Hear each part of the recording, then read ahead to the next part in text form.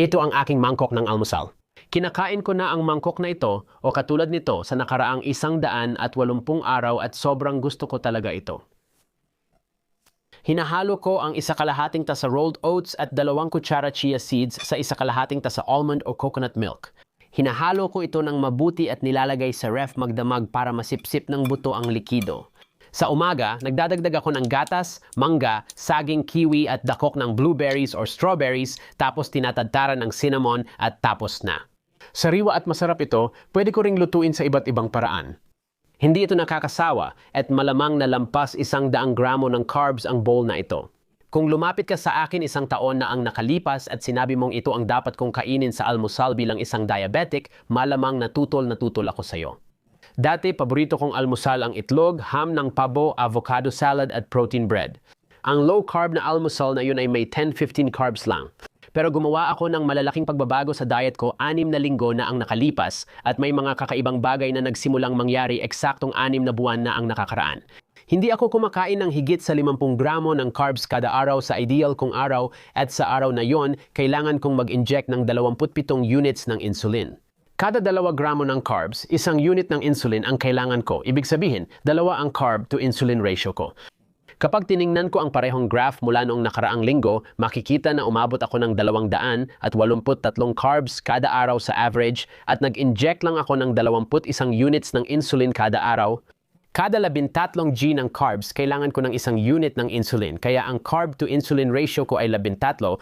Paano naging posible na tumaas ang insulin to carb ratio ko mula 2 hanggang 13? Paano naging posible na gumanda ang insulin sensitivity ko ng 6.5 beses? Simple lang talaga. Binago ko ang diet ko at ipapakita ko sa inyo ang kinakain ko sa video na ito. Para malinaw, may type 1 diabetes ako at 35 taon nang hindi gumagawa ng insulin ang katawan ko. Heto ang isang sikreto. Ang cinnamon sa aking almusal ay wala namang binago doon. May type 1 diabetes pa rin ako at hindi pa rin naglalabas ng insulin ang katawan ko. Simula nang ma-diagnose ako ng diabetes, karaniwan na lang ang kinakain ko at di ko na masyado pinapansin ang pagkain ko.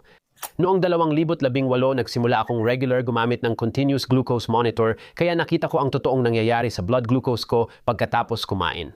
Nalaman ko na carbohydrates pala ang nagpapataas ng blood sugar ko pagkatapos kumain. Para sa akin, logical ang ginawa ko. Noong panahong iyon, binawasan ko ang carbs at agad kong nakita ang resulta. Bumaba ang aking hemoglobin, 1C sa mga 6 at ang aking blood glucose timing range ay tumaas ng husto sa inirerekomendang 70. Ayos naman lahat pero kalaunan na-realize kong di ko kayang mag-low carb ng tuloy-tuloy. Pagkalipas ng ilang linggo o 2 buwan sa low carb diet, palagi akong sobrang napapagod. Nalihis ako sa plano at bumalik sa pagkain ng tinapay, pasta at kanin. Pakiramdam ko parang kailangan talaga ng katawan at utak ko ng pahinga. Pagkatapos ng ilang panahon sa low-carb na dieta at mga 1 taon na ang nakalipas, dumating ako sa punto na nagsimula akong mahirapan. Medyo malala. Tumigil ulit ako sa low-carb at napansin kong mas madalas na akong kumakain ng mga processed at fast food na hindi masustansya. Doon ko naramdaman na may dapat akong baguhin. Kapag tumitigil ako sa low-carb, laging magulo ang blood sugar ko at hindi maganda ang resulta. Nagsimula akong mag-research at nadiskubre ko ang 2 libro na nagdala sa akin sa vegan experiment na ikukwento ko sa iyo.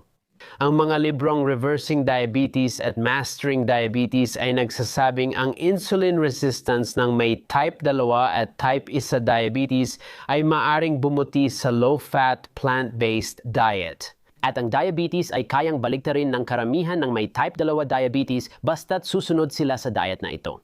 Naglahad din sila ng maraming testimonya mula sa type 1 at type 2 diabetics na nagkaroon ng magagandang resulta sa pamamaraang ito. Ang pagbabawas ng timbang ay nagpa-improve ng insulin sensitivity at naging mas predictable ang blood sugar nang walang biglaang pagtaas. Maraming individual na galing sa low-carb diet at lumipat sa low-fat plant-based diet ay nag-ulat ng mas mataas na enerhiya. Pero marami ring tao sa internet na nagsasabing peke ang mga vegan na doktor na ito, mapanlin lang at dapat tanggalan ng karapatang medical. Sino ba ang dapat kong pagkatiwalaan? Nagduda talaga ako bago simulan ang eksperimento pero gusto ko pa ring subukan. Nagdesisyon akong sundan ang Mastering Diabetes program ng 70 araw. Hindi ako nag-enroll sa kanilang programa, hindi ako gumastos ng kahit isang sentimo para sa kanila, at hindi rin nila ako binayaran para gawin ang video na ito. Gusto ko lang subukan ito at makita ang mangyayari sa kaso ko ngayon. Narito ang mga pagkaing pwede at bawal kainin. Ang green light foods ay unang grupo ng pagkain na pwedeng kainin ng walang limitation. Kasama dito ang prutas, starchy gulay, legumes, whole grains na buo at di na proseso, non-starchy gulay, dahon, herbs, spices, kabute at iba pa. Ang ikalawang grupo ay yellow light foods. Ang mga pagkain sa yellow category ay, halimbawa, avocado, mani at buto, olives at mga katulad na pagkain. Kadalasan, ito ay mga pagkain mula sa halaman na mataas sa taba. Pwede mong kainin ang mga ito sa katamtaman basta't ang taba ay hindi lalampas sa 15% ng calories kapag ganitong paraan. Meron ding ikatlong grupo na may red light na pagkain at medyo malaki ang kategoryang ito. Hindi ka talaga pinapayagang kumain ng red light foods na medyo mahirap at mahigpit. Nang una kong makita ang listahang ito, nahirapan ako dahil halos lahat ng karaniwang pagkain ng tao ay kasama rito. Balikan natin ang nakaraan at ipapakita ko kung ano ang itsura ng blood sugar at insulin intake ko noong low-carb diet pa ako bago ako mag-eksperimento. Ipapakita ko sa inyo ang pagbabago ng naging vegan ako. Ang unang graph ay mula sa panahon ko ng low-carb and makikita nyo na maganda talaga ang mga numero ng aking blood sugar. Mga 160 pounds ang timbang ko noon. Ang average na blood sugar ko ay 120 milligrams per deciliter. Ang hemoglobin sa siko ay 58 pasok sa recommended range na below 7 para sa type 1 diabetes. Ang time in range ng glucose ko ay 75 na mas mataas pa sa minimum na 70 na inirekomenda. Kumain ako ng average na 52 gramo ng carbs bawat araw at uminom ako ng average na 27 units ng insulin bawat araw. 2 lang ang carb to insulin ratio niyan. Sa ngayon, karamihan ng calories ko ay mula sa taba dahil mababa ang carbs na kinakain ko. Kailangan mong kunin ang calories sa ibang pagkain. Karamihan ng akin ay galing sa taba. Pero gaya ng sinabi ko dati, hindi ko talaga nagawang magpatuloy dito ng matagal. Narito ang pangalawang graph mula sa nakaraang 2 linggo. Bago ako naging vegan, ito ang panahon na kumakain ako ng tinatawag ng marami na karaniwang American diet, maraming junk food. Isa ito sa mga pahinga ko sa low-carb diet. Makikita mo mas malala ang mga numero, hindi sobrang sama pero mas masama kaysa low-carb. Medyo tumaba ako.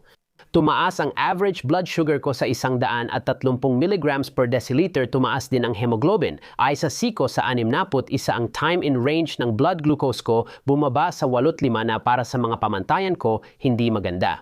Kahit sabi ng doktor ko ayos pa rin ito. Noong panahong iyon, 208 gramo ng carbohydrates ang kinakain ko pero marami rito ay processed food. Nag-i-inject ako ng 400 at 12 units ng insulin, ibig sabihin ang carb to insulin ratio ko ay 5 heto ang pangatlong graph. 2 linggo na mula nang sinimulan ko ang whole food plant-based low-fat challenge kung saan kumakain akong vegan. Tingnan natin, nabawasan ako ng timbang, bumaba ako sa 156 pounds. Ang average na blood sugar ko ay bumaba sa 115 milligrams per deciliter. Ang hemoglobin sa siko ay bumaba rin sa 56 at ito ang tinatayang hemoglobin sa C. Ang oras ng blood sugar ko na nasa tamang range ay 73% mas mataas ulit kaysa sa 70% na siyang minimum na nirerekomenda. At kumain ako ng 200 at 40 gramo ng carbs bawat araw at nag-inject lang ako ng 22 units ng insulin bawat araw. Kaya pawita mo, tumaas ang dami ng carbs na kinakain ko, pero ang insulin na ini-inject ko ay talagang bumaba ng malaki. Yan ay carb to insulin ratio na 11 na naranasan ko sa loob ng 2 linggo nang sinimulan ko ang vegan diet. Sa loob ng 2 linggo, mula sa carb to insulin ratio na 5, naging 11 na ito sa akin. Iyan ay 2 beses na pagbuti ng insulin sensitivity at 5 beses na pagbuti ng insulin sensitivity kapag ikinumpara natin ito sa low carb na panahon. Aaminin ko masigasig kong sinunod ang programa sa unang 3 buwan. Medyo mahirap sundan ang listahan ng green light, yellow light at red light na pagkain na ibinigay ko. Nagpasya akong magbago matapos ang 70 araw una, kumain ako ng mas maraming yellow light na pagkain. Sinimulan kong kumain ng kahit anong dami ng mani, buto at abokado na gusto ko. Hindi ko na ito kinakain ng maingat ngayon. Yung iba pang binalik ko ay red light na pagkain. Paminsan-minsan akong kumakain ng isda, pagkaing dagat o itlog mga 1 beses kada 3 araw. Hindi ko naman sinusobrahan pero gusto ko talaga ito at okay lang para sa akin na isama sila sa pagkain ko. Wala akong nakitang negatibong epekto sa unti-unting pagdagdag nito. Hindi rin ako nalilihis ng mga ito. Talagang iniiwasan ko na ang karamihan sa processed na pagkain, maliban sa ilang plant-based na gatas. Counting olive oil, mustard at hot sauce paminsan-minsan. Hindi talaga ako kumakain ng processed food kahit yung nasa yellow light category. Narito ang buod ng mga kinakain ko sa isang araw at ipapakita ko rin ang itsura ng mga numero ko 180 araw matapos simulan ang eksperimento. Para sa almusal, ang overnight oats fruit bowl ang paborito ko talaga. Halos araw-araw ko itong kinakain at palagi akong nasasabik dito. Maraming prutas at pampalasa, maraming combination kaya hindi ako nauubusan ng ideya sa paggawa ng fruit bowl. Narito ang ilang prutas at pampalasa na madalas kong ginagamit. Sa pala, maglalagay ako ng link sa ibaba para sa inyo na may mga link sa kompletong mga recipe ng mga pagkain na ipapakita ko ngayon. Para sa tanghalian, ang madalas kong piliin ay vegan chili na may sibuyas, karot, bawang, paprika, cumin, pulang sili, kamatis, itim na beans, chickpeas at sariwang cilantro. Madaling gawin ito, walang processed food at mababa ang glycemic index ng pagkain. Kahit mataas sa carbohydrates, marami rin itong fiber kaya banayad lang ang pagtaas ng blood sugar. At heto ang tip para sa hapunan. Lutong quinoa na hinaluan ng black beans, sweet corn, tinadtad na kamatis, sili at sibuyas, kaunting avocado o olives, sariwang cilantro ulit at kaunting katas ng kalamansi at asin bilang pampalasa. Madaling gawin, walang processed food at sobrang sarap ng salad na ito. Narito pa ang isang tip at ito ay pwedeng maging merienda, almusal, o kahit panghimagas. Pwede ito sa lahat ng tatlong pagkain na ito. Ibabad ang chia seeds sa almond milk ng ilang oras o magdamag. Magdagdag ng dinurog na saging para tumamis at prutas na mababa ang glycemic index gaya ng raspberries, blackberries o blueberries para maging makulay. At muli, sobrang dali lang gawin, masarap at maganda para sa blood sugar kahit na may carbs ito. May link sa ibaba para sa lahat ng recipe na ito. Ang pagkain ng ganitong mga pagkain sa loob ng 180 araw ay hindi talaga mahirap, talagang nag-enjoy ako at medyo marami rin akong nabawas na timbang. Ipapakita ko sa inyo lahat ng numero ko matapos ang 180 araw pati blood sugar at insulin intake ko dito sa susunod na sandali. Bago ang lahat, gusto kong sabihin na nag-enjoy talaga ako bilang vegan kahit hindi na ako vegan ngayon. Ibinalik ko ang isda at itlog na gusto ko paminsan-minsan kaya nag-enjoy ako. Magiging tapat ako rito. Sa tingin ko, ang pagkain ng ganito ay mas sustainable hindi lang para sa akin at sa aking kalusugan, kundi para rin sa buong planeta, malinaw naman. Napagtanto kong hindi ko kailangang pumatay ng maraming hayop para mapuno ang plato ko. Iyan ang pananaw ko. Ayokong makisali sa usapang vegan propaganda, wala akong interest doon. Naiintindihan ko ang mga mahilig sa karne at gustong manatiling ganoon. Sa totoo lang, na-enjoy kong basahin ang iba't ibang komento ng mga taong may sari-saring panlasa sa pagkain. Naaliw pa ako sa mga komento ng tao na sinabing kailangan ko raw kumain ng itlog at steak dahil may saturated fat at hindi raw ako mabubuhay nang wala ito. Guys, relax lang, YouTube video lang ito. Hindi ko sinasabing lahat dapat kumain gaya ko. Hindi ako doktor o dietitian, ibinabahagi ko lang ang kwento ko. Ibinahagi ko lang ang karanasan ko at pagkain sa nakaraang 6 na buwan. Bahala kayo kung paano kayo kakain. Kaya ito ang mga numero ko. Matapos ang 180 araw mula simula ng eksperimento, bumaba ang timbang ko sa 143 pounds, 18 pounds na mas mababa kaysa 6 na buwan noon. Average na blood sugar ko ay 124 milligrams kada deciliter at ang hemoglobin isa siko ay bumaba sa 5.9. Sakto sa rekomendasyon ng kahit anong Diabetes Association. Pati na rin ang timing range na 75 na mas mataas pa sa inire-recommendang minimum timing range na 70. Sa ngayon, kumakain ako ng 300 at 20 gramo ng carbs kada araw sa average at 21 units lang ng insulin ang iniinom ko. Kaya tumaas ulit ang carb to insulin ratio ko hanggang 15. Ngayon, ikumpara natin ito sa low carb period para makita ang laki ng pagkakaiba. Kita mo, halos magkapareho ang mga numero maliban lang sa timbang ko na bumaba ng kaunti. At maliban sa carb to insulin ratio na gumanda ng 75 beses. Kaya kapag kinuwenta mo ito, mas kaunti ng 70 units ang insulin na ini-inject ko para sa karaniwang dami ng carbohydrates na nilalagay ko sa plato ko. Hindi ka panipaniwala kapag lumipat ka mula sa typical American diet papunta sa diet na ginagawa ko ngayon. Malamang tataas ang blood sugar mo, lalo na pagkatapos kumain ng pagkaing mataas sa glycemic index gaya ng prutas. Maaring sundan ng biglang bagsak ng blood sugar ang mabilis na pagtaas pero bumuti ito kalaunan, lalo na sa akin. Habang tumatagal akong kumakain nito, lalo pang bumababa ang pagtaas ng blood sugar ko. Kung pareho tayo ng reaction ng katawan, hindi natataas ng sobra ang blood sugar mo. Kung umaasa ka sa insulin at type I sa diabetic tulad ko, mag-pre-bolus para maiwasan ang pagtaas. Epektibo rin sa akin ang pagsasama ng mga pagkaing may mataas na glycemic index sa mga pagkaing may mababang glycemic index para hindi masyadong tumaas ang blood sugar ko, lalo na sa simula ng pagbabago. Isa pang napansin ko sa simula ng pagbabago ay talagang bumabagsak ng mabilis ang blood sugar ko. 2 o 3 oras matapos akong kumain at mag-bolus, mabilis at malaki ang pagbuti ng insulin sensitivity ko. Mula sa basal insulin dose na 22 units kada araw, bumaba ito sa 12, kaya halos kalahati ang nabawas ko sa basal insulin ko at hindi naging madali ang paglipat na iyon. Kahit na araw-araw kong binabawasan ang basal insulin ng 1 o 2 units, naranasan ko pa ring bumaba ang blood sugar ko habang nagta-transition ako, kaya kailangan kong kumain ng maraming prutas para mapanatili ito sa tamang antas at hindi bumaba makalipas ang 2 o 3 oras pagkatapos kumain. Sa bolus o insulin na ini-inject ko bago kumain, gumanda talaga ang insulin to carb ratio ko para sa parehong dami ng carbs. Mas mababa na ang bolus dose na ini-inject ko, kaya mas kaunti na ang ini-inject kong bolus bago kumain.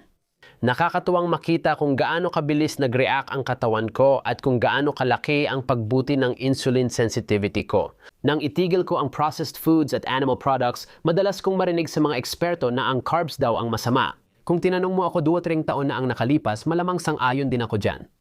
Napatunayan ko sa sarili ko sa 6 na buwang eksperimento na hindi pala ganon yon.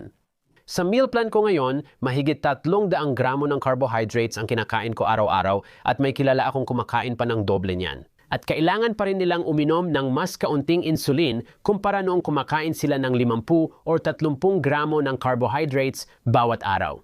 Pakiramdam ko maganda ako, hindi pagod, pumayat, mas energetic at walang reklamo.